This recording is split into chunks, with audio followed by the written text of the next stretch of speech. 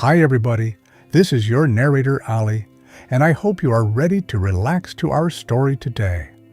Tonight we travel back to ancient Egypt, where a single child floating in a basket on the Nile would one day stand before a king who called himself a god. This is the story of Prophet Musa, Moses, and his brother Harun. Peace be upon them both, from a mother's trembling hands to the first clash in Pharaoh's court. Chapter 1. A throne built on fear. The Egypt of Musa's time lay under the shadow of a ruthless Pharaoh. He ruled not merely as a king, but as a self-proclaimed god, demanding that his subjects bow to him and accept the idols and ideas he invented. He used every tool of humiliation to keep power, forced labor, low or no wages, and a system that left the children of Israel, descendants of Jacob, crushed in spirit. Under this regime, belief had to be hidden. There were likely many who quietly held to the oneness of God, but they kept their convictions buried, fearing the consequences of open dissent. Dynasty followed dynasty, each new pharaoh stepping into the role of divine ruler, surrounded by officials who enabled his whims. Into this world, Allah planned a different kind of power, the courage of prophets and the patience of oppressed people. Chapter 2. A dream of fire and a decree of death years past. One night, a vision spread through the land, a dream that sent ripples of fear to Pharaoh's throne. Some said the dream belonged to the children of Israel, that one of their sons would rise one day to topple Egypt's tyrant. Others related that Pharaoh himself saw it. He dreamed of a fire rising from the direction of Jerusalem, sweeping through the homes of Egyptians and Copts, sparing only the dwellings of the Israelites. Terrified, he summoned his priests and magicians. They listened, weighed the symbols, and gave their verdict. A male child would be born among the children of Israel, and at his hands, Egypt's power would crumble. Pharaoh's heart hardened.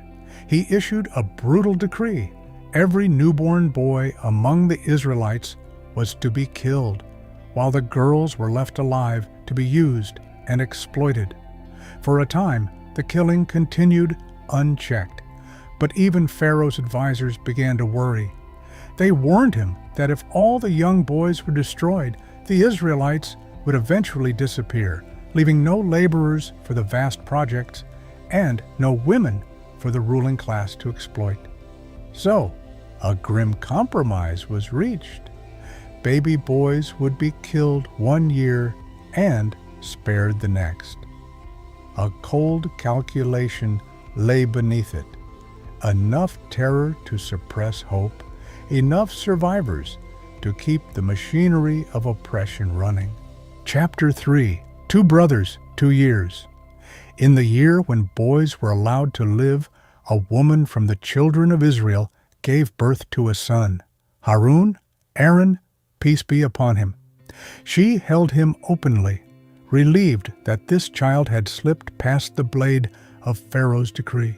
He grew under her gaze, small and safe, in a rare moment when life was permitted.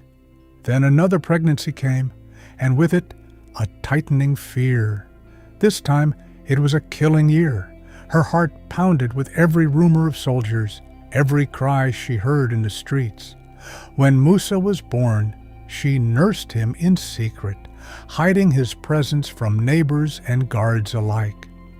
Love battled anxiety inside her. How long could she protect him? What could a mother do against a king who commanded the lives of thousands with a wave of his hand? The answer came from a place she could not see. Chapter 4. A basket, a river, and a promise. Allah inspired Musa's mother with a strange and difficult command. She was told to breastfeed the baby and, when fear reached its peak, to place him in a chest and cast it into the river, then not to be afraid and not to grieve, for he would be returned to her and would one day be a messenger. It was a test that pierced the deepest instincts of motherhood. Yet trust took root. She made a small basket or chest for him, lined it as best she could, and laid Musa within.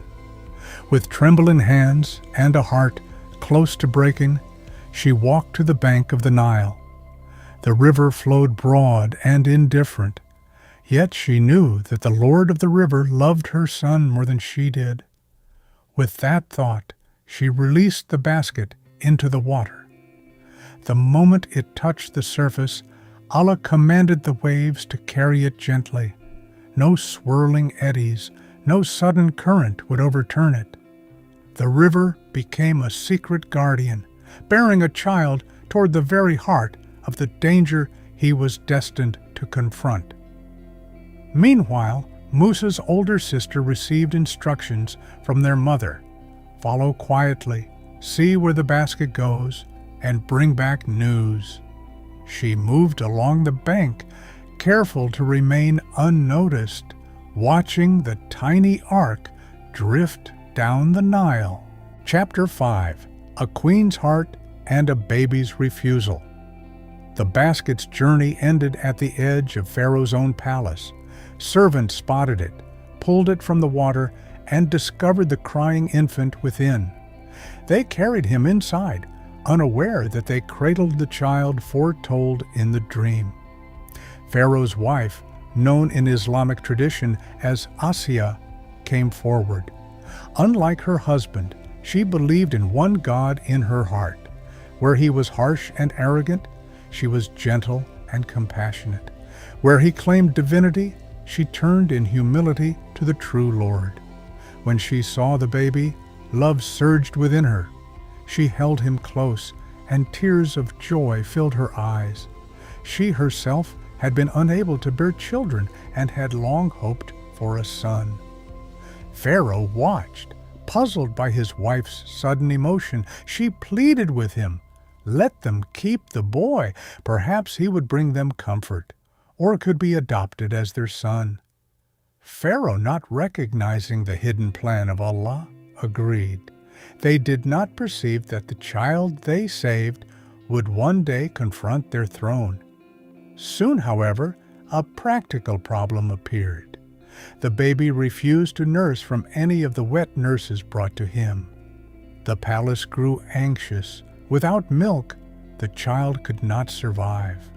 At that moment, Musa's sister stepped forward. She had been lingering nearby, watching events unfold. When questioned about her presence, she explained that she had come merely out of curiosity. Then she suggested that she knew of a woman whose milk would surely be accepted and who would take good care of the child. Permission was granted. The girl rushed home, her feet flying over the ground, to bring their mother. Musa's mother, who had been living with an almost empty heart, suddenly received the news that the palace needed a wet nurse. She hurried to the gates, trying to steady herself, knowing that one wrong word could doom her child. When the baby was placed in her arms and at her breast, he latched on immediately. Pharaoh was astonished. "Who are you?" he demanded. "This child refuses every other woman, but drinks from you." With calm that came from divine reassurance, she answered that she was simply a woman whose milk and presence children did not refuse. Her answer satisfied him. Thus Allah restored Musa to his mother in the most unexpected way. She could hold him openly within the palace, nurse him, and later visit him as he grew, all under the protection of the very man who had ordered the killing of Israelite boys. Chapter 6: A Prince with a Slave's Heart. Musa grew up inside Pharaoh's palace, clothed as a prince and surrounded by the comforts of royalty. Yet in his heart, He belonged to another people. His mother's visits and teachings and the stories of his heritage among the children of Israel took root. Allah granted him strength of body and clarity of mind. As he reached manhood, he became known for wisdom and sound judgment. Out in the streets of Egypt, the oppression of his people continued. Israelites labored under the sun, their backs bent by forced work and insults. Their weakness called to Musa's inner sense of justice. He could not simply enjoy the palace while ignoring the cries that drifted through its walls. Chapter 7. An accidental death and a sudden flight. One day, Musa entered the city at a time when most people were indoors. He came upon a fight between two men, one of his own people, an Israelite, and one an Egyptian aligned with Pharaoh's forces. The Israelite called out to Musa for help. Moved by anger at the injustice, Musa intervened and struck the Egyptian with a single blow, intending only to separate them or ward him off. The blow proved fatal. The Egyptian collapsed, dead. Shock washed over Musa. He had not meant to kill, yet a life had ended at his hand. He turned instantly to Allah, confessing his wrongdoing and asking forgiveness. Peace returned to his heart as he felt that his Lord had pardoned him. He pledged that he would never again support wrongdoing. The next day, he saw the same Israelite involved in yet another quarrel.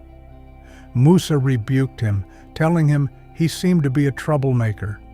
Fearful that Musa might strike him, the man blurted out, "Will you kill me as you killed the man yesterday?" An Egyptian overheard these words and hurried to inform the authorities. Soon the city buzzed with news. An Egyptian noble had been killed, and suspicion fell on Musa. A man loyal to the truth came running from the farthest part of town to warn him. The chiefs were planning to arrest and execute him. He should leave at once. Musa understood. With no time to prepare, he slipped out of Egypt, heart pounding, glancing behind him in fear. As he walked into the desert, he prayed, "My Lord, save me from the wrongdoing people."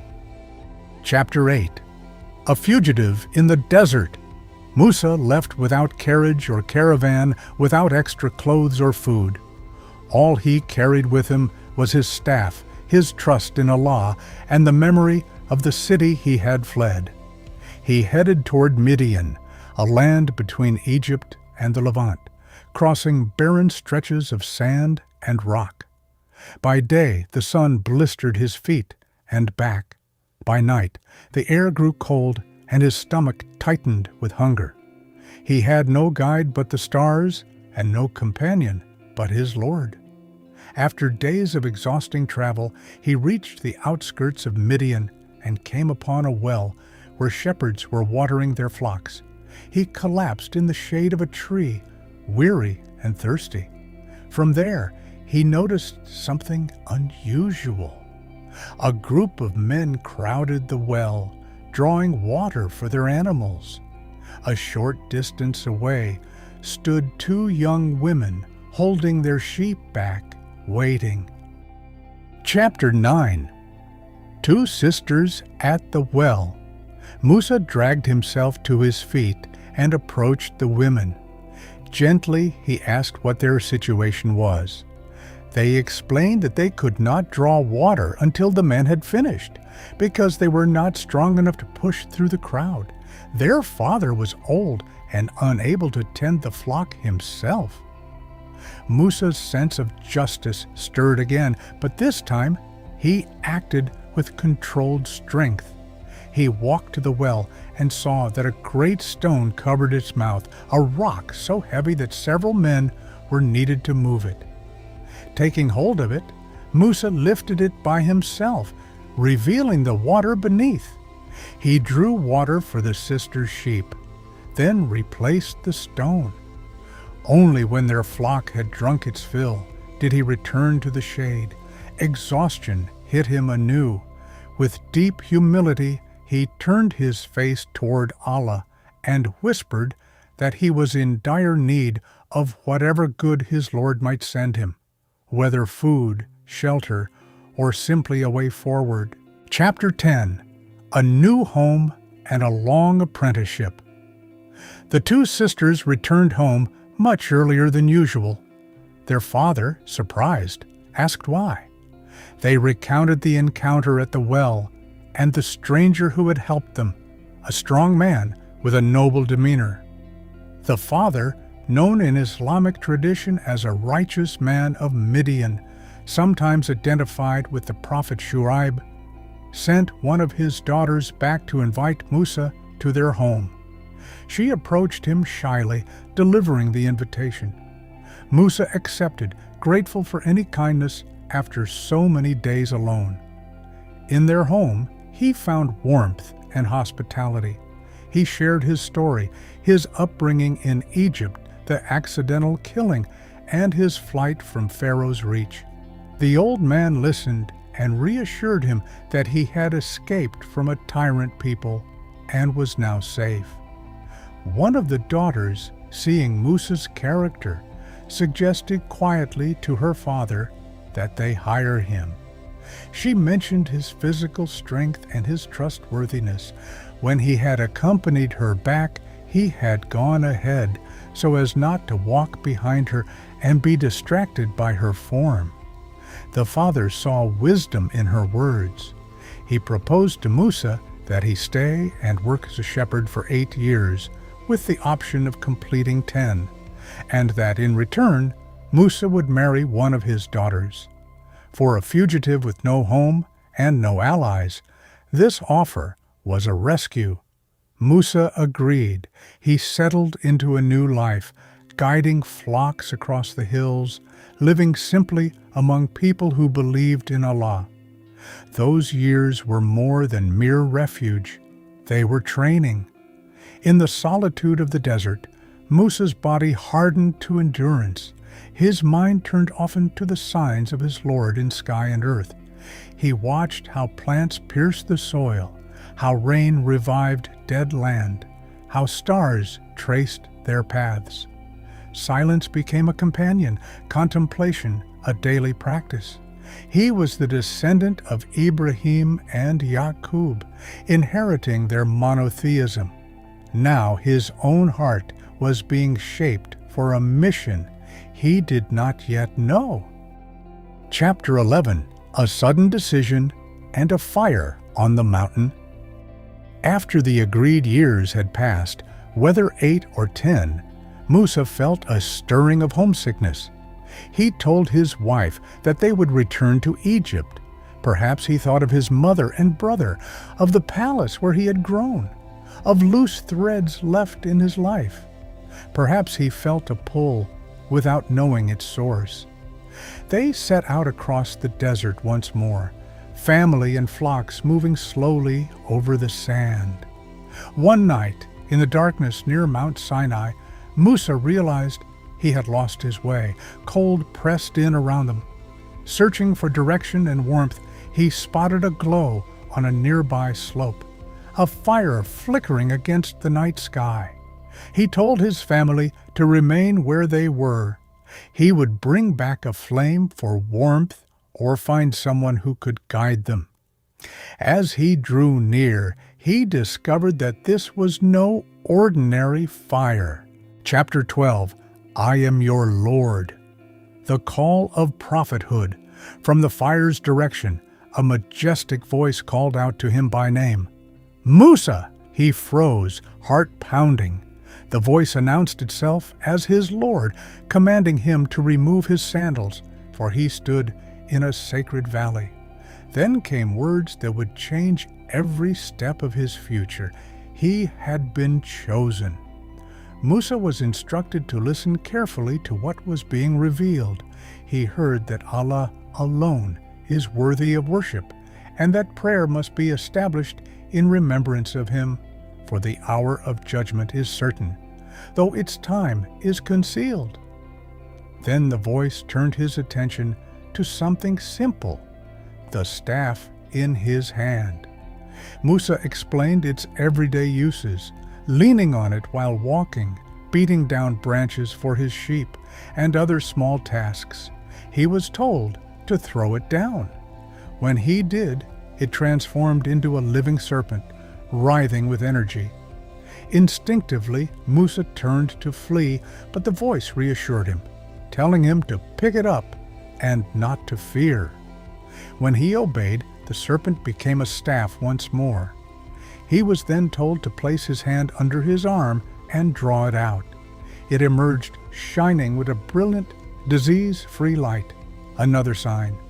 With these two miracles, Allah prepared Musa for a mission, to go to Pharaoh, who had transgressed all bounds, and to deliver a message of truth.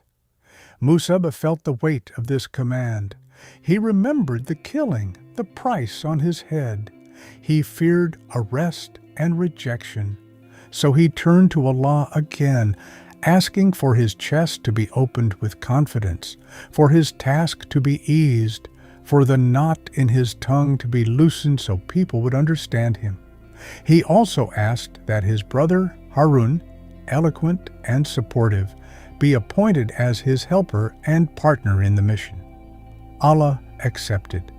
He reminded Musa of his care from the beginning, how he had watched over him in the river, reunited him with his mother, saved him from the manslaughter, and sheltered him in Midian. Now he told him both he and Harun were to go to Pharaoh, armed with signs and sustained by the promise that Allah would be with them, hearing and seeing. They were instructed to speak gently, in hopes that even a hardened tyrant might reflect or feel awe. Chapter 13. A Prophet Before a False God. Musa and Harun returned to Egypt and entered Pharaoh's court. Years had passed since Musa had fled. Now he stood not as a fugitive prince, but as a messenger of the Lord of all worlds. He spoke of Allah's mercy, of paradise, of the duty to worship one God without partners. He called for the release of the children of Israel from slavery. Pharaoh listened with a mixture of incredulity and anger. He reminded Musa of his upbringing in the palace, of the food and clothing he had enjoyed, and of the killing that had forced him to flee. How dare this man, once a helpless baby pulled from the Nile, now challenge the one who had raised him? Musa answered calmly. He acknowledged that he had acted in ignorance when he killed the Egyptian, and that Allah had since forgiven him and granted him prophethood. As for Pharaoh's supposed favor, enslaving an entire people could hardly be called kindness. Pharaoh then shifted the argument. "What is the Lord of the worlds?" he demanded. Musa replied that he is the Lord of the heavens and the earth and everything between them. Pharaoh mocked him in front of his court, calling him mad. Musa persisted, describing Allah as the Lord of their forefathers, of the east and the west, of all that lies between. Cornered in the realm of reason, Pharaoh resorted to threat. He proclaimed that if Musa dared to acknowledge any god besides him, he would throw him into prison. Musa responded that he had brought clear signs. Pharaoh challenged him to produce them. At that moment, Musa cast down his staff, and it transformed before their eyes into a living serpent. He drew out his hand, gleaming bright and flawless. The quiet shepherd from Midian now stood in the palace of his childhood, carrying signs from the Lord, who had guided him at every step. The contest between a man who claimed to be a god and a prophet who knew he was a servant had truly begun.